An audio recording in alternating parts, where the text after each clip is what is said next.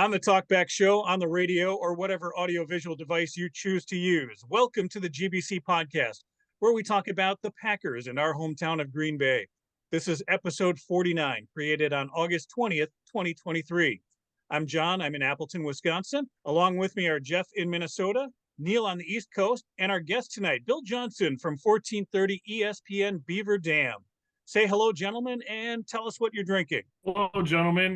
Tonight I'm having a Firestone Walker 2022 Vintage Gold Rider.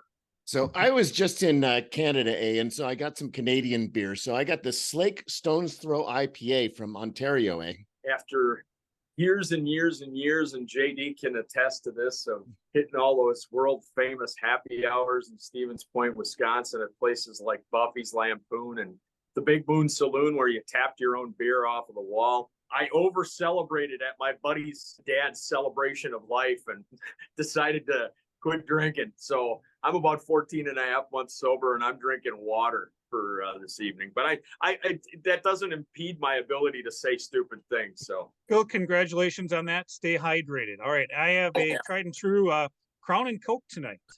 There you go. Good choice. Thank you. You can find us on YouTube and Twitter at Green Bay Chat and Facebook at the GBC Podcast, Green Bay Chat. And just the audio is available on Spotify by searching for Green Bay Chat. Well, we're still in the preseason, so we're going to talk about the Green Bay Packers preseason and look at some players who we think are working their way into the team and maybe working their way out of the team. The big topic right now, talking about player injuries and suspended games. We'll look at that. We'll take a peek ahead at the gold package game as Seattle comes into town this weekend. But first, I want to introduce our guest. Bill Johnson is a guy I went to college with at UW Stevens Point. As mentioned, he is on 1430 ESPN Beaver Dam. Jeff, you'll be happy to know Beaver Dam is the home of the Golden Beavers. But along with that, Bill, you also have some Facebook Live that you do every once in a while. People can catch you. You're in the studio right now. You do some music as well. Oh, yeah. You know, I play for a band called the Dam Heathens, with Dam spelled like Beaver Dam. Since our bass player moved to the home of one of the guys, he's in Minnesota, so we only play once or twice a year. We played last week at the Thirsty Beaver here in Beaver Dam. We're just full of names over here. But John, we need a road trip. This is what I'm hearing. Oh my gosh! Yeah, we'll take pictures, Jeff. I'll let you know next time the Dam Heathens play. But and I'm actually this is the set of my little Facebook Live thing that I do. I call it Live in Bill's Basement, and I do it every Friday night at 6 o'clock on Facebook. So if you're a friend of mine on Facebook, you can catch that. But I worked in sports radio. I was kind of there at the beginning for dedicated sports radio in the Milwaukee area. I worked out of the little station in Waukesha, 1510 AM, along with guys like Chuck Freeman and Bruce Marcus and Craig Kalibi and Steve Haywood, my good friend that I worked with for years, who passed away a while back. But I was kind of in on the beginning of that. And then a guy named Craig Karmazin came along and bought our station and changed everything. And I don't know if you know, but recently he bought WTMJ, and he's kind of the main guy at ESPN Radio National now too. So he's done some good things, and I'm back to working with them now on a part-time basis. So, and other than that, I've just been Packer fan my whole life, and I'm old enough to where I used to go to games where the players used to actually smoke on the sideline. And I covered some games where guys actually lit them up in the locker room. So, you know, back in the early 90s, there were still a few players that would fire them up in the locker room. So you couldn't imagine that happening now. Bill, you can name drop as much as you want throughout the show. Everybody you worked with and players you've interviewed, don't worry about it. We'll get some great stories from you. But as far as names go, there's 90 names on the Packer roster, and there are guys working their ass off, working their way onto a roster, and some guys who maybe aren't working hard enough. We're going to take a look at who we think is in and out. But the big name that we know needs to be in and is going to be in, Neil, we are looking at Jordan Love. How do you like him so far? Well, let's just start out. He just made his home debut. He has played a home game at Lambeau Field. And yes, it is the preseason, but just you had the sense, what we said last episode about training camp, and specifically what we have seen in these first two preseason games. Jordan Love has the poise, he's got the moxie, he's got that it factor, and he's certainly shown it in his limited appearances. 2 drives against Cincinnati, 3 drives against New England. but 12 of 20, 130 yards, 2 touchdowns, 1 touchdown each game. He's shown those flashes of brilliance that we want to see from him. But most importantly, he has shown that he is not going to be bothered by the moment. He's somebody who's going to play within himself. He's somebody who's going to fit into that Packers mold. And it was just really lovely to see that, you don't know what a new quarterback is going to do. Practice is one thing. It's entirely different when games start. Obviously, we're still not at regular season games. But for example, that touchdown to Jaden Reed in the last game against New England was just brilliant. He had a number of brilliant passes in there. I don't know how Dobbs made that catch that extended that drive, but fundamentally we saw flashes. We saw things that were going to work. Now we saw some things that were maybe not perfect, but he's still on the right track as far as being a starting quarterback who is capable of certainly being at the very least in the top half of the league, even in his first year. I'll admit, I think in his second season, I was worried a little bit. I think some of his poise was not showing, but it certainly came back last year. And I think, where I really see it coming around is how he handles like the post-game press conferences or even just the on the spot during training camp. And Bill being a guy who, you interview these guys, do you see that confidence even come out in that situation? Well, it all depends on their personality. I mean, different guys have different personalities and they can show out well during those situations, but all that really matters is what happens on the field. And I've been impressed with Jordan Love. I think he's played very well. I think Matt LaFleur's been impressed enough with him to save him. He kind of shares part of my opinion about the preseason. You got to get those key guys out of there so something stupid doesn't happen. But what I liked that I saw out of Love last night, I liked the way that he bounced back from the mistake on the first drive, even though it was kind of I don't know, maybe it was a combined mistake between him and Josh Myers. You go on social media, people are nuts. Somebody was suggesting that Josh Myers might not make the team after that bad snap. I'm like, are you out of your mind? But I like the way that they bounced back. They had 2 touchdown drives in a row after that. And the other thing that I like with him, with such a young crew of receivers and tight ends, he showed it a few times in his 2 drives last night. The faith that he has in these guys, not just throwing them body catches, throwing them passes where he can throw them out a little bit further so that there's less of a chance of the pass being defensed or being intercepted, and has the faith in those young receivers to actually catch it with their hands, which is, one of those things that you can't teach in football. It is the ability to be able to be a good hands catcher. And I think Dobbs had a couple of catches like that, and Jaden Reed had a catch like that as well. And Luke Musgrave. No, I agree. And so there was a quarterback that used to play for the Packers that would kind of do that with his receivers as well, kind of throw them open, if you will. Maybe you've heard of him. I think the guy's name is Aaron Rodgers. So no, but in all seriousness, to me, that's a veteran move, right? You trust your receiver, you're going to chuck it out there. And there were some really impressive catches, and that's what you're building on, especially in the preseason. Do those plays work? Does he have that rapport? And it looks like they do. And sort of continuing on with things that he did in that third drive that ended with the touchdown to Jaden Reed, right? He also moved the ball with his legs, right? He showed that he wasn't, one of the things you worry about with younger quarterbacks is that they may run too quickly, and he ran at the right time. He got a key first down with his legs. And so he showed all of these elements that we expect him to have this season. We expect him to have if he's going to be a star for the Packers. Well, and that's the thing. He's not, like a Justin Fields that's going to be a run first quarterback. He's not going to sit in the pocket. He's kind of got in theory, the best of both worlds, but he's not always looking to run if things break down. He'll just throw it away. Yeah, but I loved everything about that first down run. I mean, the pocket collapse, he stepped up, he still was looking to pass, and he realized how much clearing he had. He had field awareness. He started running forward. He looked back to see how closely he was being chased. He looked to the sideline to see where the first down marker was. He got it, and he did not take any chances, and he got his slide, and he got the first down, and he did what he needed to do for his team. That was just awareness all the way around on that play. field awareness is not just the quarterback, of course. And the best part about that play, other than the pass and catch, was AJ Dillon. And Quadzilla had an incredible block, some tenacity, and that touchdown pass does not happen if Dillon does not make that block. And you talk about a team that needs to work together, a team that in which every player is playing their role. That was a perfect example of a team that is playing together. And that was off play action too, wasn't it? I believe there was a fake handoff, and then yeah, Dillon just popped that block. It's one of those things that you look at when, I mean, and obviously it's a part of their job, and you need your running backs to block when there's success, but it's something that you could tell that those guys take pride in. It was a good block. It was a good block.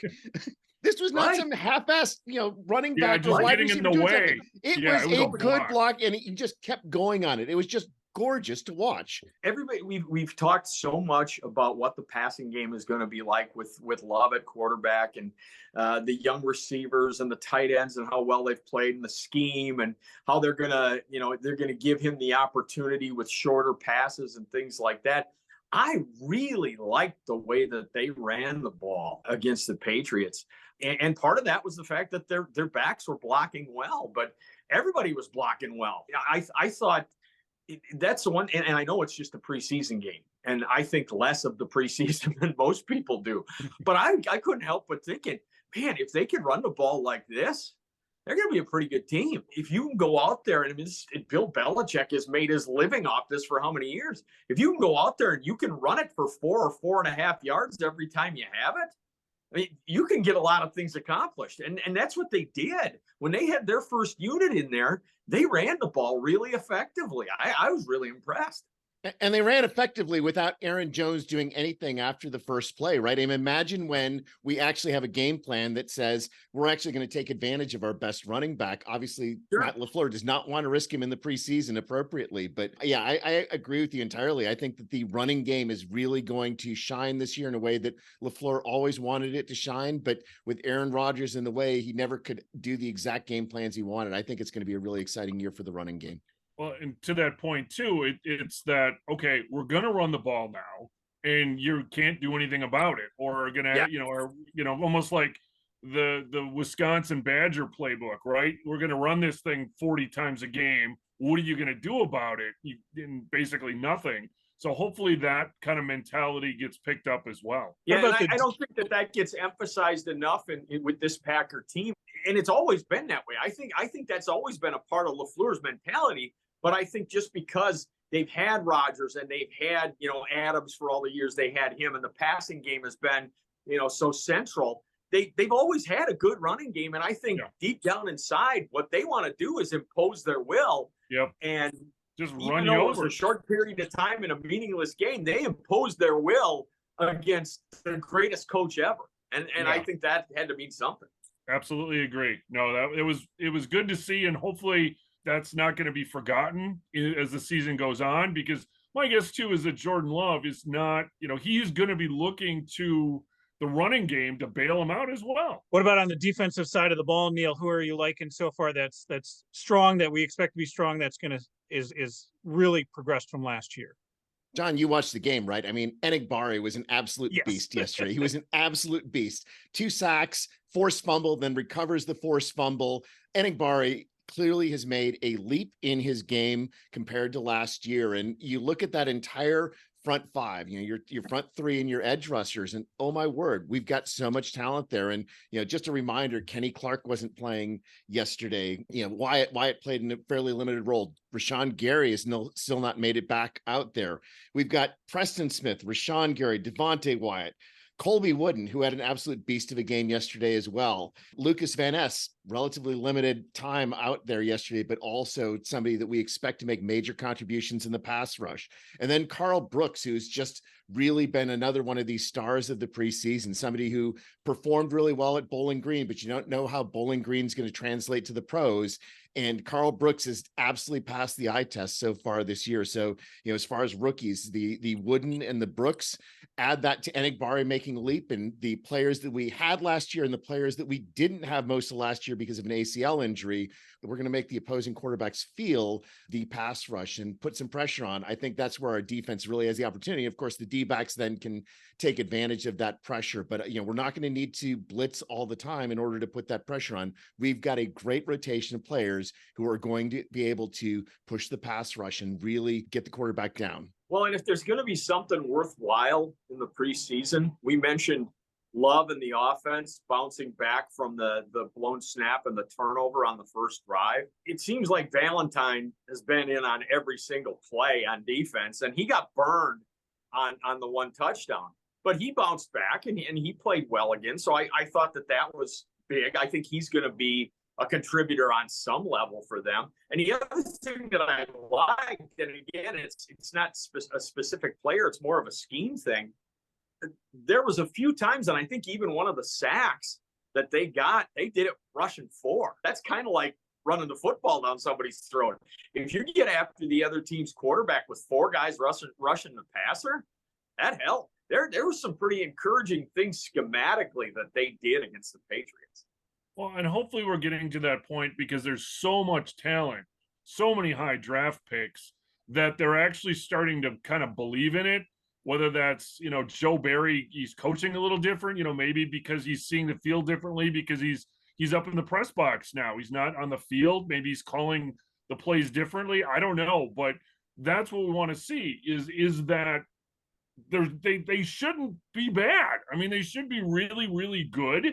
They totally underperformed last year. Defenses, they're the disruptors, right? They're the ones who early in the season are going to be maybe carrying the day until maybe the offense can get, into a rhythm or something like that. But yeah, super encouraging. And the other thing that I also like is just they seem, even on the grass surface, really fast, right? I mean, they're flying around.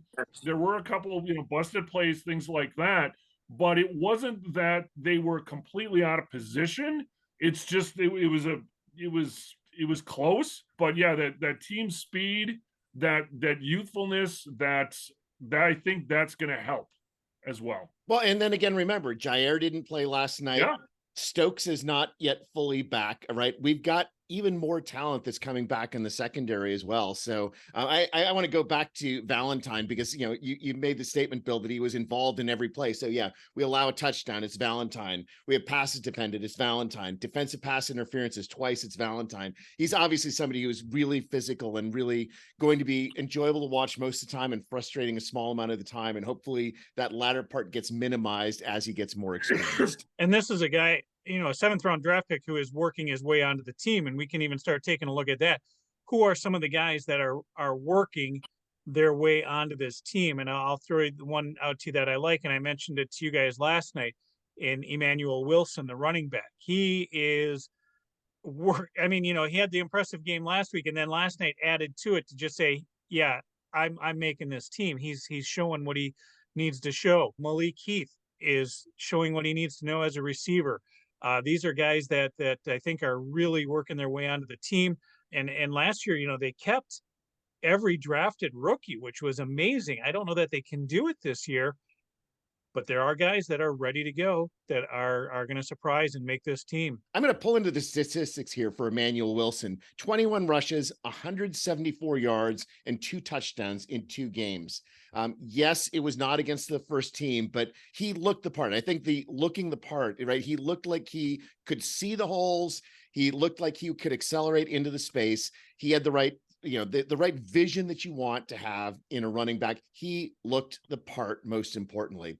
As far as Randall Cobb is concerned, Malik Heath, whatever, Randall Cobb is completely and totally rejuvenated. And I agree with you, John. Malik Heath is a player who's really showing the it factor as far as the wide receivers are concerned. And he's going to make things tougher for some of the other wide receivers that are fighting for spots. Well, Heath is also a full 7 or 8 inches taller than Randall Cobb was as well, which is what makes it even more impressive. Well, Jeff's had the sort of leg modification surgery, so this is going in the other direction and stretching him out. But yeah, it's the Anakin Skywalker Cobb surgery, is absolutely amazing. You guys kind of stole my thunder. I was going to talk about Emmanuel Wilson, but when the announcers started talking about him showing himself off for other teams, I got a little bit offended. I'm like, wait a minute. No, this guy isn't showing himself off for other teams. This guy's playing for the Packers. As soon as he had that 80-yard run last week, what I look for in the preseason, there's not a lot you can see. I mean, like you said, they're playing against guys that are going to be working at Quick Trip, but when you can do things that other people just can't do. When he ran away from everybody, he's got to weigh about 215, 220. He's not small. And when he just sprinted away from everybody on that 80-yard run, I looked at him and I said, this guy's a Packer. So when they started talking about, he's showcasing himself for other teams, shut the hell up. He's showcasing himself so he can get a few carries for the Packers and he can contribute to the Packers because the guy's a player, but the guy's a hell of an athlete. Well, they said that, his top speed was 22 miles an hour. And that, like I said, most people can't, they don't run that fast. So, I mean, that's in pads. Yeah. Pads. That's what I mean. Full game. Yeah. And he was, as he took off, that was my thought last week too. Like, oh my God, he just ran away from the defensive backs, which typically you don't see. But yes, but then yet he can do the spin move, lower his shoulder. So he's not just this, dancing around finesse back either. But man, get him in open space. See ya. Bill, you got anything to say about Jayden Reed? Because he was one of the guys that made a hand catch before too. And I mean, that goes. I mean, it's not as big of a burst as running 80 yards for a touchdown, but you see most of the catches that are made in the NFL now, those are hitting them between whatever two numbers they have, the 8 and the 0 or the 1 and the 8 or whatever. And Love had the confidence to throw a couple of them out there where guys had to reach out and catch them. It makes it a lot harder to defend, and it makes it a lot easier for the quarterback if guys can do that. And there's a few guys, younger guys with the Packers that have shown the ability to catch the ball out there with their hands. Well, I think the thing about Jayden Reed as well is that he's not actually that tall. And, the whole scouting report is he plays way taller than he actually is. And I think we've already seen evidence of exactly that. I also wanted to give a call back too on the defensive side. You mentioned Wooden and Brooks. These guys are definitely steals in the draft. I mean, the way they've been playing on that defensive line is amazing. Yeah, I'm really excited about our front, our front five, essentially, the edge rushers and the central three for sure. Anything else, it's the depth and there's nothing exciting about the word depth. But if you're an NFL fan or if you're somebody like you guys that does one of these shows, you understand how important depth is. You got to have guys that can step in, because you can have the best 80 guys in the league. If all of a sudden, 15 of them are hurt, you're done. You're toast. So you got to have depth. But even more, that's what they've shown. But even more than that, right? Within that front five, that defensive rotation, that is by far the most rotated area of the field. You've got huge guys. They need to be able to sprint every time. And we've got that ability to rotate all of those players so they're all going to be fresh and playing at their very best. That's true. Yeah. Coming to the fourth quarter, that offensive line is going to probably be tired, right? So you've got these guys who are still pretty fresh, rotated in, and hopefully will cause problems. Quick question on injuries before we look at maybe who's not making the squad here. Billy, you played rugby in college. Taking a look at last night's injury, why aren't all rugby players dead? Well, because the general rule of thumb is you stop at every tavern on the right. So that meant that we were always loose. We were never too tight. We talk about that a lot of times, and I think number one, we aren't as fast as these guys, and number two, when you're tackling without any kind of padding, you can't use your padding to make it a harder hit. You're not quite as confident. You're not going to go in there quite as full speed. Or maybe there were some guys that did it from time to time, but you can only hit as hard as your body will allow. And the other thing I think with rugby is there weren't as many knee injuries in rugby. There were some, obviously, but there weren't as many just because you didn't have the blocking below the waist or anything, because there's no blocking in rugby. You would get tackled below the waist from time to time, but there weren't as many knee injuries. So everybody always asked about that. And you could only hit as hard as your body had hit. And a lot of the real frequent injuries that happen in football don't happen in rugby just because of the different nature of the game. The guys aren't 300 pounds out there either, right? In rugby. No.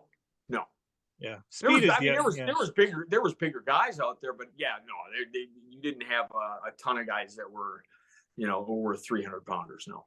Yeah, speed is probably the factor that you mentioned too. That's probably the biggest thing in injuries like we saw last night. So we'll circle back to that one in a little bit, but let's take a look at players maybe not working their way on the roster. I'm going to throw a big name at you right now of a guy who I think has a hard time, that if the Packers only keep 6 receivers, might not be that 6th receiver. And I'm losing confidence in Samori Toure.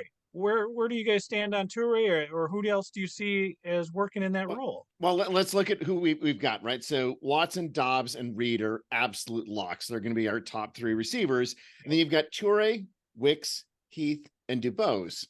And yeah, it's difficult to see that we're going to keep 7 of those receivers. And, Toure had no receptions last night. And so on the other hand, he did all of the punt returns. He did all of the kickoff returns.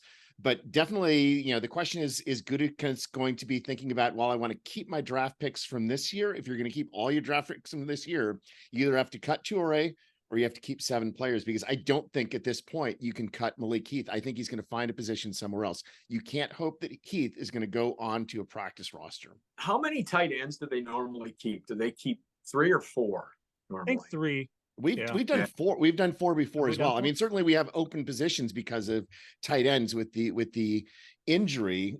We've got Musgrave, Crafton. Who knows what we're going to do after that? So yeah, they definitely have some space for moving around. But I would go back to the fact that Matt LaFleur wants to play a running oriented game, and you're going to be going more than 2 tight ends as far as that is concerned. And yes, I think that they are going to pick up somebody off the waiver wire after the cuts are through, but it's difficult to see if your focus is going to be on running, keeping 7 wide receivers. But who knows? I mean, they've done it before. So, and I was thinking, because they drafted 2 tight ends. You mentioned, I mean, we've talked about them keeping all their draft picks. They drafted 2 tight ends, and I really, ever since the decision to send Rodgers to the Jets and to go with Love, and then when they did have the draft and they emphasized the tight ends the way that they did, I mean, I really think that those plays, those types where the tight end barely comes off the line of scrimmage and catches the ball, I think those are going to be a big part of the Packers offense.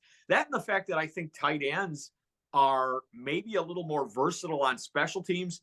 Now, when we think of that, we always think of receivers and the return game and things like that. But you look at all the different things that tight ends can do as far as lining up as blockers on field goal attempts, or, covering kickoffs, or blocking on kickoffs, or whatever. You talk about that 4th tight end, there's a number of different things you can do on special teams with him. When you talk about keeping Toure, it might not be the choice of keeping a different receiver instead of him. It might be keeping an extra tight end instead of him. Or picking up an extra tight end instead of him. Or picking up an extra tight end. Well, they've been using Zagara as a fullback too. So that's kind of a new wrinkle as well. So rather than, a tight end, putting him on the line, kind of putting him in the backfield. So it'll be interesting if they keep him, and then if what position they officially, recognize him as, if he's a tight end or a fullback.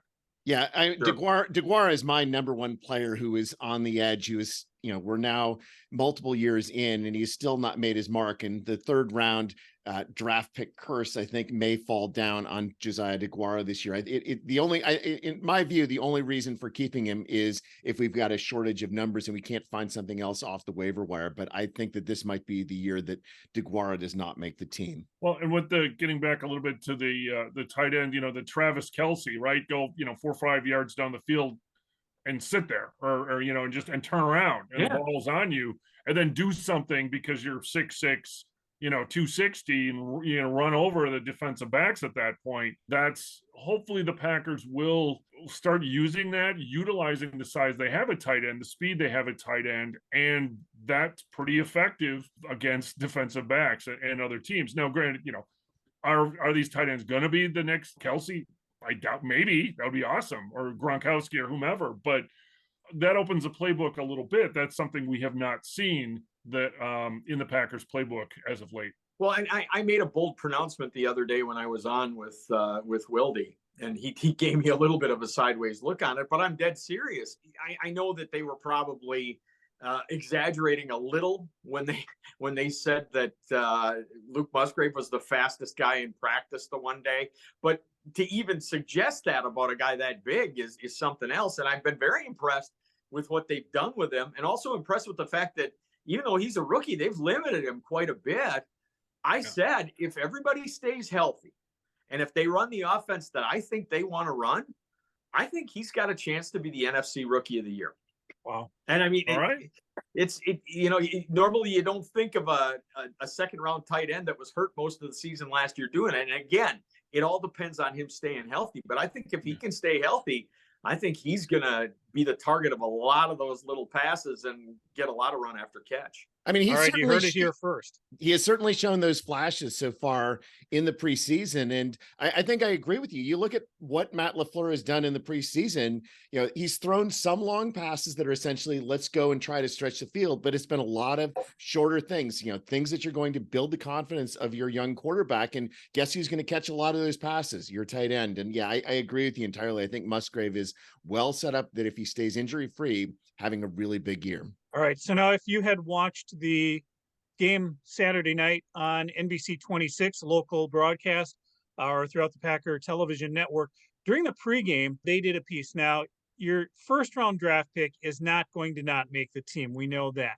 But they did a piece, Bill, on Lucas Van Ness, underwhelming so far as their number one pick. Would you agree he's underwhelming so far, or what is he progressing the way he should be? I think there's been enough flashes of brilliance. And again, when we talk about underwhelming or overwhelming during the preseason, I'm the wrong guy to talk to. I just want them all to stay healthy. I don't, if it's an obvious choice, like he's going to make the team, then why waste it in the preseason? So if they know he's going to make the team, why waste it? Now, if it comes out, what the first thing people will say is if all of a sudden, we get through week 5 and he's still underwhelming. Well, they should have done more with him in the preseason. Whatever. That's fine. And maybe he's not going to make it. I don't know. But I think the preseason is for guys like Emmanuel Wilson, where, all of a sudden he runs away from everybody 80 yards and you go, hey, maybe we should pay more attention to that guy. They know about Lucas Van Ness. All right, Jeff, offense, defense aside, I know you want to talk about it. Bill, you may not have heard this, but we affectionately call the special teams players the ass hats for reasons, as previously aware. Jeff, you are just not impressed with an ass hat at this point, are you? Well, you want them to improve. You want them to be well coached. You don't want a freaking penalty on every kick, right? And we're still seeing all these penalties. So now you've got a 6th round draft choice, right? So Mason Crosby's out of the picture. All-time leading scorer, going to be certainly a Packer Hall of Famer. And now you bring in Mr. Carlson, right? So last week, Mr. Carlson, you don't want to be like, oh shit, what's going to happen whenever your kicker walks on the field, right? You just don't want this. So last night, the first extra point, Neil and I we're closely scrutinizing that extra point, and it didn't go wide right, or he made it. It wasn't right down the middle, but he at least made it. Second one was, a little better, a little further back too, because of said penalty for the ass hats.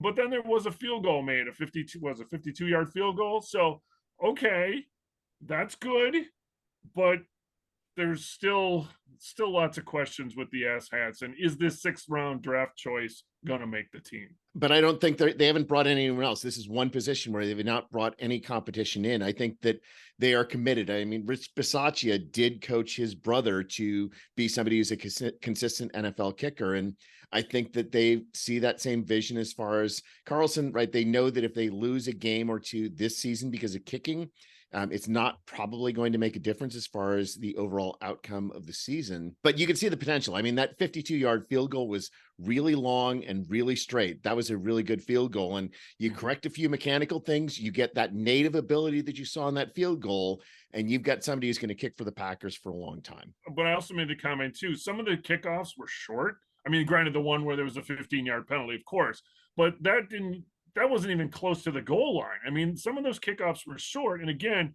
it's warm weather. So what happens when it's, 10 degrees, the ball's hard, it doesn't fly as far. I don't want to see these kickoffs barely reaching the 10-yard line and being run back. I want to see this ball going in the end zone on kickoffs every single time. Is that what Bisaccia wants? Because from what I understand about Anders Carlson, is he can kick at the Door County as long as he knows which way north is. Is the reason, I mean, I would just as soon see him kick it into the crowd and have the other team start at the 25 every Absolutely. time too. But yeah, me too. Is Bisaccia is part of the strategy? Is he having them hang it up there because they want him to have it inside the 25 or inside the 20? Is that a strategic thing? Because the one thing I've heard about Anders Carlson is it ain't leg strength. Okay. You know, that he can, because I think his 52-yard field goal went into the crowd. Yeah, it was way good from more than 52. Yeah. So leg strength is not the issue with him. Okay. I just wonder if that was a strategic thing with Bisaccia, if it's more of a Bisaccia problem than an Anders Carlson problem. But when it comes right down to it, and what was said before, I can't buy it. If anybody in that locker room is saying, well, if we lose a couple of games with the kicking game this year, it's not going to matter. Huh? You lose any game with the kicking game, it's going to matter. I'm not of the opinion that, well, they're going to suck this year anyway. No. And I don't think anybody in that locker room, especially the guys that wear the golf shirts, I don't think anybody in that locker room feels that way. I mean, I agree with you. I actually am going to pull probably for a Packers, 9-8 type of season is in the end. But on the other hand, there's also a long-term vision. And, you've got somebody who's going to be an absolute monster, somebody who's approaching a Justin Tucker level. If you've got that level of talent, if you think that is what Anders Carlson's talent level is, you're willing to accept the growing pains that might be occurring. And yes, they don't want to lose. I didn't mean to imply that they wanted to lose, but I think that they are willing to accept some growing pains if they, because they see what the vision is. And I want to go back to this strategic element with Bisaccia. So there was a fourth down that we didn't go for it on the Patriots side of the field. And I was cranky because, it's a fourth and short. Why aren't you going for it? In regular season, you should be going for it. Statistically, you should always be going for it. But this is the preseason, and they want to learn how to do the plays. And there's no value in kicking it out the back of the end zone on a kickoff. There's no value in not getting any reps for the punt team. And so you don't care whether you win or lose in the end in the preseason. You care about prepping for the regular season. That means seeing the coverage team doing what it needs to do. It means seeing the punt team. Can they get a coffin corner kick or something along those lines? Can they cover these punts such that it's worthwhile? And so I think that you're right that it's strategic, but it may be strategic, especially in the context of the preseason, that we've got to see what these people can do on the ass hats. And you're not going to see that if you do the easy kick out of the end zone. So what you're saying is they're willing to learn. They have to learn, right? I mean, we've got to find the right people. With that said, Neil, let's take a look ahead. Seattle Seahawks are coming into Green Bay for the third preseason game. It is what we call a gold package game, Bill, where the Milwaukee ticket holders are going to be coming up. I'll give my opinion on that in a little bit. What do you want to see, though, in this third game? Do you want the starters to go through their routine prepping for the game, or do you want to see more of those bubble players in situational setups? They can do to stay healthy. We talked about this on Wildy and Tausch as well. And it's a thing that frustrates people in all sports, but I think it really frustrates people in football is you take all these other things, you draft well, you do all your research, you develop the players, you hire the right coaching staff. It's how much it comes down to luck. And the biggest aspect of luck is injuries.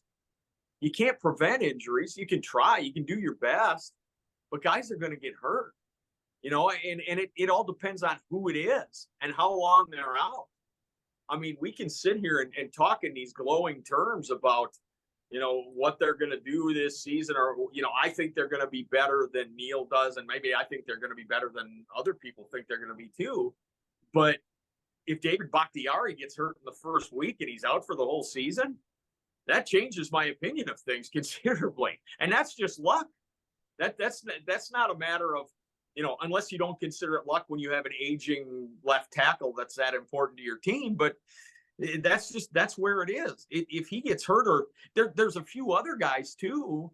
If one of those running backs goes down, yeah, you got the other guy, but your depth is starting to hurt a little bit. That's where Wilson comes into play. Along the offensive line, I think along the defensive line as well, we discussed it. They have to stay healthy. With that in mind, my answer for against the Seahawks, whatever they have to do to keep those key guys healthy. I don't care if they ship them off to Door County for the weekend and let them watch the game on TV. I don't care at all about the game versus the Seahawks. I don't care if Jordan Love plays at all. I don't care if A.J. Dillon plays at all. I don't care if any of the key guys. I mean, let's just take a look at all these depth guys, because I could care less if one of those guys gets hurt. It's not worth it. Well, with that, Bill, let's go to your Twitter account. You put the question out last night on Twitter, the poll question of what you wanted. You wanted to hear what people think of the preseason. Don't hold back. What do you think of the preseason? I think that it's just a product now of the fact that a team like the Packers that, automatically sells out their season tickets every single year and has them sold out for the next, 12 decades or whatever. They force their season ticket holders into whether they have the green package or the gold package, JD, which I know you love to talk about, but they force their season ticket holders into buying those games. Otherwise, as much as I'm not really a fan of these practices that they have together with other teams, because it seemed like with the Bengals and with the Patriots that there was so much ill will that was developed during those practices that it came through in the games where you had a lot of personal foul penalties. I thought the refs got warned a little bit too much in that Bengals game. I thought they called some pretty cheesy personal fouls in that game. But I think if the teams had the choice, I think they would go to those where you bring in a team to practice. I think they would go to that instead of having preseason games, but it's never going to happen because they make too much money on the preseason. Right. You don't sell tickets to joint practices, but the joint practices seem to be good. On the other hand, we have talked for 40 minutes about what players have done in the preseason. So I would go vita infra that there is some value for players as far as learning what is going to happen with them and, who are the players that are going to have a chance to do something. So, and you learn different things from games than practice. I will concede, Neil, that yes, I understand from a season ticket holder's perspective, purchasing games, you like having or not having to buy those extra games that are gold package. Okay, I'll go with that. Bill, you're a Milwaukee guy. It's my plea. If you can help me, just get the Milwaukee fans to understand, get into town earlier. Get into town earlier and be ready for the game to start. It's not like it was when we were kids, where you could drive into town on a Sunday morning and pull up next to the stadium at 11:45 and walk in and have your beer and you're seated for kickoff. It doesn't happen that way anymore in Green Bay. Get there 3-4 hours early and then I'll be happy. See, I never had a problem showing up 3 or 4 hours early for a game. We would have showed up earlier than that if we could have, Yeah. Because a lot only opens 3 hours ahead of Lambeau time. Field and at County Stadium with showing up for those games 3 or 4 hours early. All right. That's what we need. We need that philosophy, Bill. Thank you. No worries. The other thing I think we can hope for in the Seattle game is that they get to play the whole game. So special circumstances happened in Green Bay last night. We've got play suspended technically. Game is not canceled or anything like that. I guess suspended is the word that they use. We saw this with the Damar Hamlin game last year. Jeff, you did a little research on this. You've got some history of suspended games. What did you find out? Yeah, so I thought this was going to be an extremely short segment, and it is, but I found a little bit more than I was expecting. So as anybody that was watching the game last night or follow-up, the game ended with about 10 and a half minutes left in the fourth quarter, and it was due to the injury to Patriots rookie cornerback Isaiah Bolden. And the score was 21-17 Patriots. Packers were driving, looking good, but the game clearly a significant or potentially significant injury with the spinal cord, and just he was immobilized. It was serious, but it wasn't. Players didn't seem to be distraught or things like that, but still serious. And I think to prematurely end the game, I think was fine, right? It's a preseason game. Bill, as you've talked about, let's just not push it here. So interestingly enough, there were 2 other preseason games that the Packers were involved in that also ended prematurely. And strangely, both of them had to do with lightning and Canton, Ohio. So in 1980, the Hall of Fame game played August 2nd, 1980 against the San Diego Chargers, ended with 5:29 left in the fourth quarter and the score 0-0 due to severe lightning.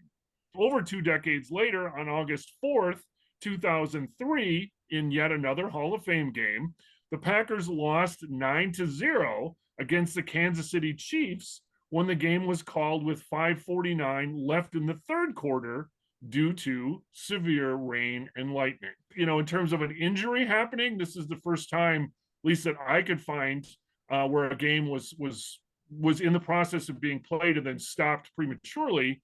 But there was 2 other preseason games. I really didn't find any other games that were stopped after, you know, obviously the last year's game with Damar Hamlin, but I really didn't find anything. You know, there were a number of preseason games that were canceled due to lousy field positions. The Packers infamously were in one of those. Another Hall of Fame game in 2016. Yeah, just not a lot out there where the game was actually stopped early. So that's 3 for the Packers in the preseason. Strange things afoot. Talking about the injuries though, and you know, the big game last season, the Damar Hamlin game, certainly unprecedented as far as stopping the game and just not finishing it at all. And now we had it again last night. They call it a suspended game, but it's clearly preseason, not going to be finished. But there has to be a standard operating procedure that's either in place or in the process of getting put into place. Bill, the NFL, there's got to be enough high-paid lawyers and other people involved in the league offices that they've got to come up with a procedure to say, this is what we're doing and this is how we're going to handle it going forward. What do you think that thing is that they've got to do? Why can't they just do it the way they did it last night? You know, why can't they just get their head referee and the 2 coaches together and say, here's what we should do and do it? I thought that was fine. I don't think there has to be some kind of standard operating procedure for it. If you know, especially with a preseason game. What about right? But for a regular season game, I mean, Matt LaFleur is not going to agree to suspend that if it's a regular season game. We're in a playoff race. There is no chance in hell that we're suspending it under those circumstances in a situation where he clearly, you know, there was evidence that he had some sensation, right? I mean, there certainly have been plenty of games with, you know, threats of paralysis, or certainly, you know, where it's a really dire situation for the player that's involved. But the Damar Hamlin game was an entirely different situation. That's cardiac arrest is entirely different from possible paralysis, but they have sensation. So what do you do differently in a regular season game versus a preseason game? Well, I guess it depends on the situation. You know, I mean, who did make the decision in the Damar Hamlin game? I don't even know. Was that the officials that made that decision, or was it a combination of the officials and the coaches and the general manager get involved? I don't even know. It seemed like, you know, and this is going a little bit from memory, and I read a little bit about it again today. There was some conflicting stories, but it seemed like the NFL wanted them to continue to play. And basically it was the head coaches that said, no way in hell are we moving forward with this. And so it sort of forced the league's hand that, okay, if we have 2 coaches that are in solidarity and agreement that they're not having their players play, well, there's not a whole hell of a lot the NFL can do about it. Because it's not that this isn't going to happen again. It's probably when it happens again. I'd like to see some kind of protocol. Like I said, people that are paid a lot more than me and smarter than me should be able to come up with some kind of guidelines or something in terms of what to do. Because, yeah, I think it's going to happen where there's going to be another injury situation happen where the game can't go on. Did you say, is it when it's life-threatening? I mean, was that the big thing with Hamlin, the fact that somebody goes out and has a compound fracture of their leg and it's nasty and you don't want to look at it, but you don't think they're going to die? I mean, they weren't real sure whether Damar Hamlin was going to live or die. I mean, and I think that was the differentiation, right? That was the difference, right? Is that they administered CPR on the field and they were concerned that either he did die or that he may not live. Yeah, like you said, a compound fracture, okay, it's gross, you know, see Joe Theismann, right, infamously. Yeah. So, but, you know, that's one of those, okay, it's not great, but it's not necessarily life-threatening, or at least at that particular point in time. But let's go to a situation like a Daryl Stingley, right? Getting it where the edges are, where standard operating procedures have to be, right? There's one thing when somebody has the threat of paralysis, but they at least have some sort of sensation. What about if it's actual paralysis that is occurring? Where are they going to, I don't think they would make the same decision now as they did back when Daryl Stingley was playing. From there, they've got to just come up with a whole list. Okay, this injury, this, and boy, that gets really hard to come up with an all-inclusive list there as well. They're paid a lot. They're paid a lot of money in order to come up with things like this. That is what lawyers are paid to do. So when you look back at the Bills Bengals game and even last night's Packer game, technically it's called suspended play. The theory there is they are going to finish the game. Play was suspended. It'll get finished later. Yeah. And in the regular season, I don't think the NFL schedule is conducive to that. Baseball is different. Basketball is different. You can suspend play and pick it up a different day. The way that the NFL schedule is, you just really can't do that. You have to come up with a way to still try to finish a game, in my opinion. And maybe I'm being the cold, heartless bastard on that one, but well, no, like the medical. Remember, the one death on the field, Detroit Lions player in the early 70s, they finished the game. I mean, it was not, it was late in the game and it was pretty much a foregone conclusion, but they still finished the game. Now, that obviously in no way, shape, or form would happen today. If somebody friggin' died on the field, but it's a different era. The optics are different. The media is different, things like that. There should be some kind of plan in place to have this. So the NFL doesn't look stupid, so that it they can say, okay, we have thought about this and here is the protocol that we vetted. Obviously it's going to have to go through the NFL Players Association as well. It should, but just like everybody get on the same page and say, okay, what happens when this happens next? We're not going to solve the problem, but we know that the league definitely needs to get something in place for that. So with that, let's come up with some final thoughts here for the preseason before we get into our regular season broadcasts as well. Bill, I want to thank you for joining us. Let people know that they can find you on Facebook and Twitter.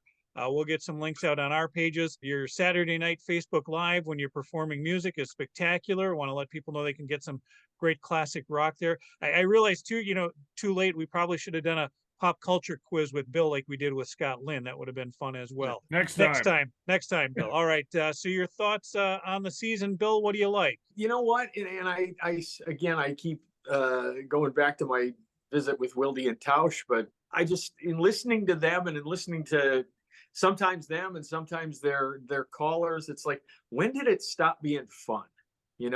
When did it, and I take partial responsibility for this because I was at the beginning of the whole daytime sports talk radio, and everybody was afraid of being a homer and all this stuff. Not the homer, who's a friend, but a homer. But it's almost like there's some sort of bonus for the first person that correctly predicts that Jordan Love is going to suck.